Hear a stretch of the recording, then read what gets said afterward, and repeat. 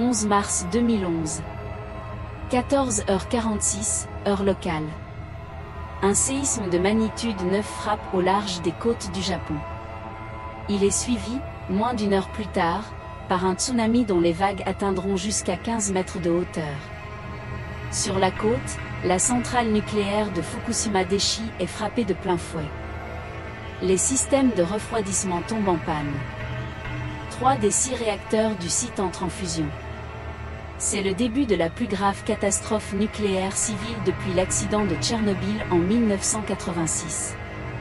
Pendant des années, la version officielle a été la même, c'était une catastrophe imprévisible, un concours de circonstances tragiques, un événement naturel d'une ampleur si exceptionnelle que personne n'aurait pu l'anticiper. Un enchaînement fatal que l'on ne pouvait qu'observer, impuissant.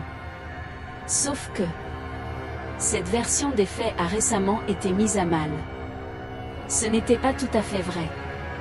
En 2024, 13 ans après les faits, le gouvernement japonais a déclassifié et rendu public des milliers de documents internes à l'opérateur de la centrale, la Tokyo Electric Power Company, aussi connue sous le nom de TEPCO. Au milieu de ces archives se trouve un document qui change tout. Un simple rapport, daté de 2008, soit 3 ans avant la catastrophe. Rédigé par les propres ingénieurs de TEPCO, sa conclusion était sans appel. Il prévenait clairement, un tsunami de plus de 10 mètres est possible et probable dans cette zone géographique. Le rapport allait plus loin.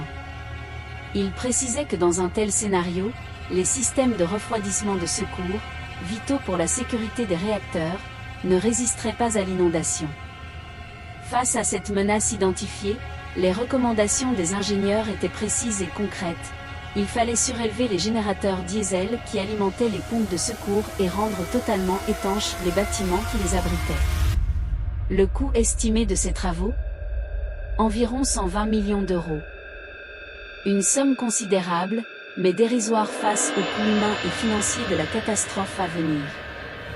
Le jour du drame, le mur de protection anti-tsunami qui entourait la centrale faisait 5,7 mètres de haut.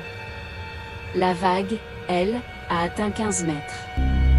Elle a balayé les défenses comme si elles n'existaient pas, noyant les générateurs de secours exactement comme le rapport de 2008 l'avait prédit.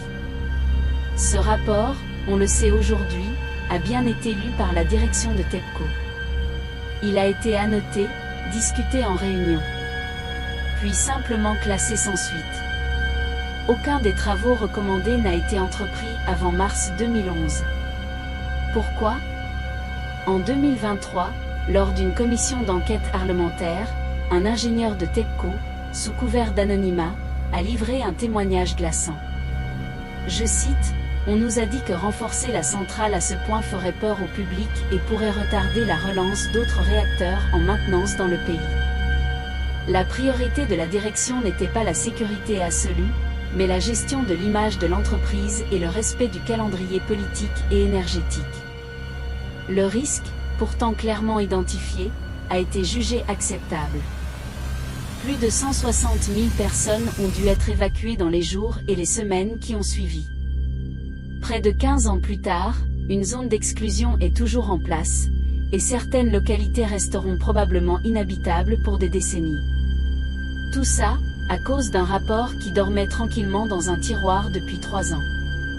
Parfois, la pire catastrophe n'est pas celle que la nature provoque, mais celle que l'on laisse arriver.